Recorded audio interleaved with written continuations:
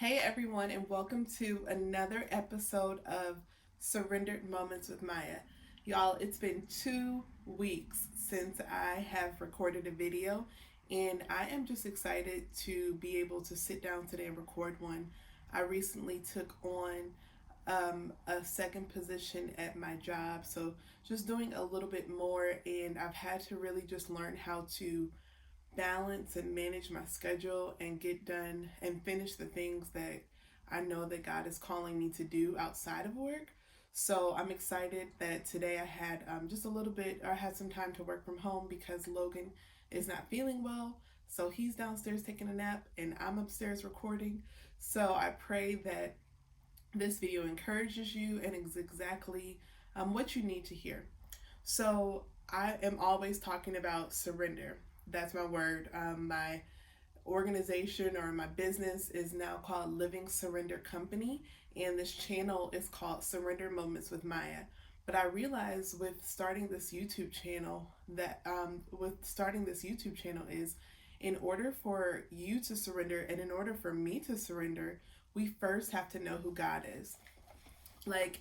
Think about when you are, if say for instance, if you're married, or if you're married, and you don't just get married the next day. Although I know there's a show that has people getting married the next day, but most people you choose to take the time to get to know someone before you get married, and then you're willing to submit to them in your marriage because you've taken the time to get to know them and you're like, wow, man, he or man, she is great. So and has all these qualities and I can trust her or I can trust him.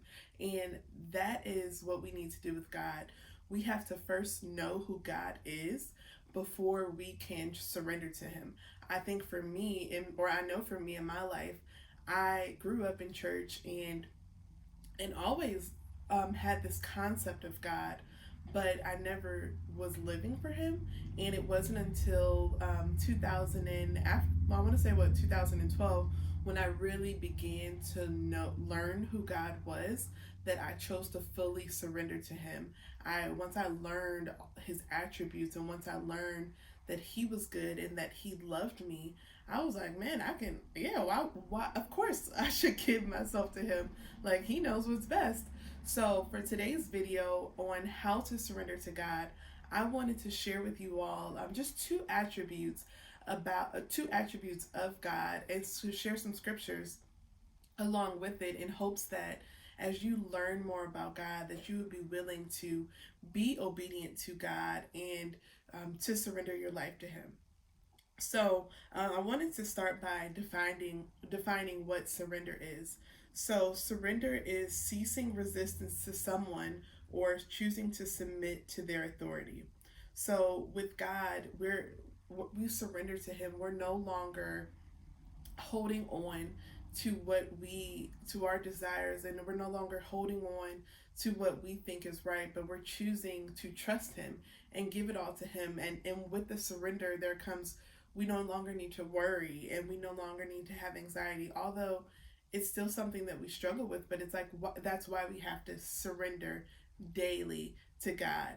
And every time I describe surrender to someone, I say, think about being in a war, and you're out on the field and you have been fighting the opponent, and you realize that you're just not going to be able to beat them. Your team is just not going to beat them. So you choose to put up the white flag and you say, I surrender, and you give up.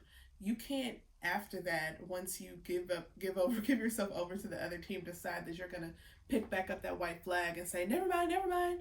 You choose to give it all, and you choose to admit that you can't do it. And that's what we have to do with God. We have to admit that we cannot do it and trust that He can. So, the first attribute that I wanted to go over is God is infinite. So, He's the God of no limits. I wrote down that God cannot be measured, He can't be put in a box. Like, I think oftentimes we put God in this box and we say, oh, well, this is what God can do because this is what I've seen Him do before, or this is what He did for my sister, or whatever the case may be. But despite what box we choose to put in God, he cannot be boxed. He cannot, he's the God of no limits. He can't be measured. And in Job 11:7-8, it says, can you find out the deep things of God? Can you find out the limit of the Almighty? It is higher than heaven. What can you do? Deeper than Sheol. What can you know? Like, as much as we will try to get to know God, we'll never fully know him and know all of him. But although we'll never fully know him until we go to heaven, we still should work every single day to read his word every single day so that we can have more understanding of who he is. And I believe that as we read his word, then we can know more of what he can do, but we no longer can put God in a box. So I think about that when I am trusting God for a miracle. I can't say because he didn't do it for someone else that he won't do it for me, or because he did it this way for someone else that he won't do it a different way for me. We have to begin to take the limits off of him and off of what we can see. I also think that's what it is. Like, sometimes because we can see it, then we're like, oh, well, God can do it. But when it comes to not knowing, us not being able to fully see it, us saying, wow, is it really possible for me to be debt free? Or wow, is it really possible for my relationship to be restored? Or is it possible for me to ever graduate from school? I can't see it right now. I can't see it. But God is like, you don't have to. You just have to trust me. So I love that one. God is the God of no limits. He is infinite. The second one I wanted to look at is God is self-sufficient. He is infinite in provision. Y'all, this one is so good to me. This one is, God just does not need our help. Like, yes, we are our prayer activates things in our lives, but ultimately God does not need our help. And I want to read Acts 17:24-25. It says, the God who made the world and everything in it, being the Lord of heaven and earth, does not live in temples made by man, nor is he served by human hands, as though he needed anything. Let me stop right there. He God does not live in temples, so he doesn't live in these boxes, these places that we create, and he's not needed. He doesn't need our hands. He doesn't need what we have to do anything. Like it says it right there in scripture. Since he himself gives to all mankind life, breath, and everything, he created the whole entire world. He created the whole entire universe. So why can't we trust him to provide for him to pay our bills? And y'all, I constantly have to remind myself of this when it comes to finances, because it's challenging sometimes, especially being a single mom, and sometimes it can get really hard, and I'm like, oh my gosh, how am I going to do this? But then I'm reminded when I read scriptures like this, like, no, God created the whole entire universe. He is self-sufficient. Like, he doesn't need me, so he has access to all resources. I think about the scripture that says that God owns the cattle on 1,000 hills. Like, that scripture is just to remind her that to remind us that God owns everything. He doesn't need us, but the beautiful thing, and I don't want you to miss this, although God does not need us, he desires to be in relationship with us. He desires to be to be close to us, to dwell within us. He desires for us to pray to him and to talk to him and to partner with him on things.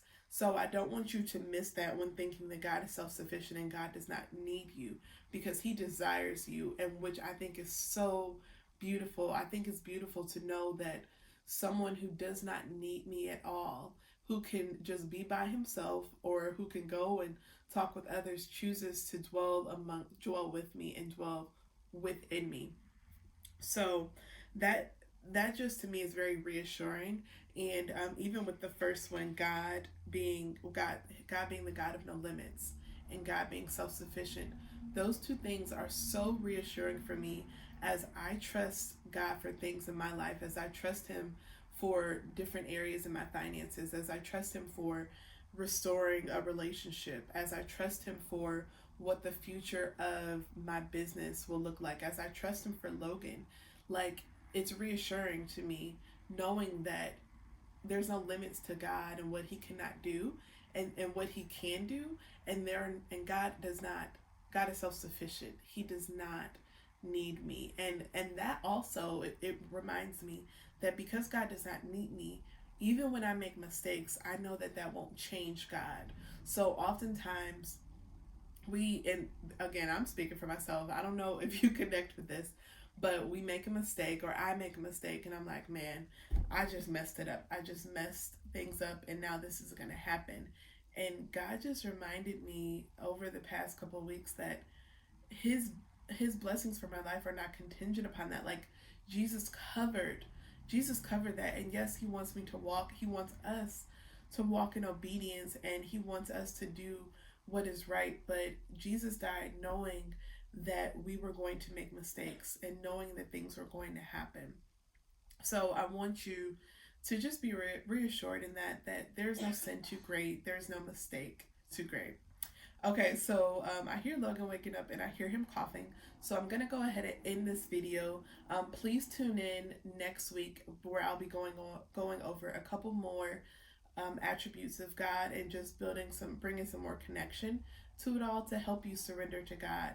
So I hope you choose to subscribe below, so that way you're notified for next week. And if you have not already, please check out my new website. You can click the link below, or find it at livingsurrenderedco.com. But again, that link will be in the show notes below. So thank you again for tuning in. I look forward to seeing you next week. Bye.